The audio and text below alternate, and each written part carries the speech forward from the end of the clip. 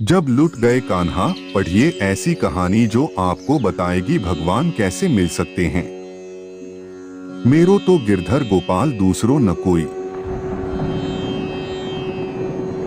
एक पंडित जी थे। वे रोज घर घर जाकर भागवत गीता का पाठ करते थे। एक दिन उन्हें एक चोर ने पकड़ लिया और कहा, तेरे पास जो कुछ भी है मुझे दे दो। तब पंडित जी बोले कि बेटा, मेरे पास कुछ भी नहीं है। तुम एक काम करना, मैं यहीं पड़ोस के घर में जाकर भागवत गीता का पाठ करता हूं। वो यजमान बहुत दानी लोग हैं। जब मैं कथा सुना रहा होऊंगा, तुम उनके घर में जाकर चोरी कर लेना। चोर मान गया। अगले दिन जब पंडित जी कथा सुना रहे थे, तब वो चोर भी वहां आ गया। तब पंडित जी बोले कि यहाँ से मीलों दूर एक गांव है, वृंदावन। वहां पर एक लड़का आता है जिसका नाम कान्हा है। वो हीरो जवाहरातों से लदा रहता है। अगर कोई लूटना चाहता है तो उसको लूटो। वो रोज रात को उस पीपल के पेड़ के नीचे आता है जिसके आसपास बहुत सी झाड़ियां हैं। चोर ने ये सुना और खुशी खुशी वहां से चला गया। वो चोर अपने घर गया और अपनी बीवी से बोला कि आज मैं एक कान्हा नाम के बच्चे को लूटने जा रहा हूं। मुझे रास्ते में खाने के लिए कुछ बांध कर दे दो। पत्नी ने कुछ सत्तू उसको दे दिया और कहा कि बस यही है जो कुछ भी है। चोर वहां से ये संकल्प लेकर चला कि अब तो मैं उस कान्हा को लूट के ही आऊंगा। वो पैदल ही पैदल टूटे चप्पल में ही वहां से चल पड़ा। रास्ते में कान्हा का नाम लेते हुए वो अगले दिन शाम को वहां पहुंचा जो जगह उसे पंडित जी ने बताई थी। अब वहां पहुंचकर उसने सोचा कि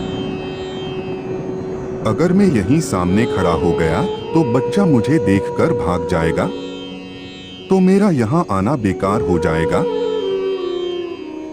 इसलिए उसने सोचा क्यों न पास वाली झाड़ियों में ही छुप जाऊं। वो जैसे ही झाड़ियों में घुसा, झाड़ियों के कांटे उसे चुभने लगे। उस समय उसके मुंह से एक ही आवाज आई, कान्हा कान्हा। उसका शरीर लहूलुहान हो गया, पर मुंह से सिर्फ यही निकला, कान्हा आ जाओ, कान्हा आ जाओ। अपने भक्त की ऐसी दशा देख के कान्हा जी चल पड़े। तभी रुक्मणी जी बोली कि प्रभु कहाँ जा रहे हो? वो आपको लूट लेगा। प्रभु बोले कि कोई बात नहीं, अपने ऐसे भक्तों के लिए तो मैं लुट जाना तो क्या मिट जाना भी पसंद करूंगा। ठाकुर जी बच्चे का रूप बना के आधी रात को वहां आए। वो जैसे ही पेड़ के पास पहुंचे, चोर एकदम से बाहर आ गया और उन्हें पकड़कर बोला, ओ कान्हा, तूने मुझे बहुत दुखी किया है। अब ये चाकू देख रहा है ना, अब चुपचाप अपने सारे गहने मुझे दे दे। कान्हा जी ने हंसते हुए उसे सब कुछ दे दिया। चोर हंसी खुशी अगले दिन अपने गांव में वापस पहुंचा। सबसे पहले उसी जगह गया जहां पर पंडित जी कथा सुना रहे थे। जितने भी गहने वो चोरी करके लाया था, उनका आधा उसने पंडित जी के चरणों में रख दिया। जब पंडित जी ने पूछा कि ये क्या, तब उसने कहा, आपने ही मुझे उस कान्हा का पता दिया था। मैं उसको लूट के आया हूं और ये आपका हिस्सा है। पंडित जी ने सुना तो यकीन ही नहीं हुआ। वे बोले कि मैं इतने सालों से पंडिताई कर रहा हूं, वो मुझे आज तक नहीं मिला। तुझ जैसे पापी को कान्हा कहां से मिल सकता है?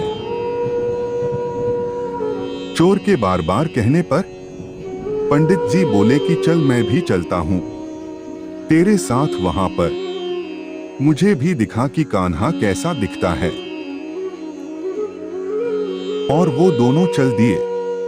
चोर ने पंडित जी को कहा कि आओ मेरे साथ, यहाँ पे छुप जाओ। दोनों का शरीर लहूलुहान हो गया और मुंह से बस एक ही आवाज निकली, कान्हा कान्हा आ जाओ। ठीक मध्य रात्रि कान्हा जी बच्चे के रूप में फिर वही आए। दोनों झाड़ियों से बाहर निकल आए।